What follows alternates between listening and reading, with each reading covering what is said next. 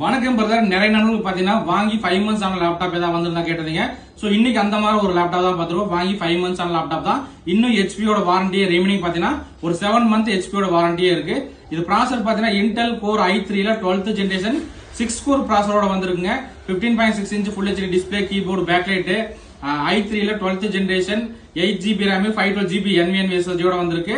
ஹெச்பியோட warranty remaining இன்னும் 7 மாசம் இருக்கு. இந்த லேப்டாப்போட பிரைஸ் நம்ம தரது பாத்தீங்கன்னா 25,800 ரூபாய்க்கு தரங்க. இது ஒரே ஒரு குவான்டிட்டி தான் வந்திருக்கு. எந்த அளவுக்கு குயிக்கா புக் பண்ண முடியுமோ பண்ணிக்கலாம். அந்த லேப்டாப் நம்பர் உங்களுக்கு காட்டுவார் பாருங்க. கீபோர்டு பேக்லைட் ஆப்ஷனோட வந்திருக்குங்க. Full HD display,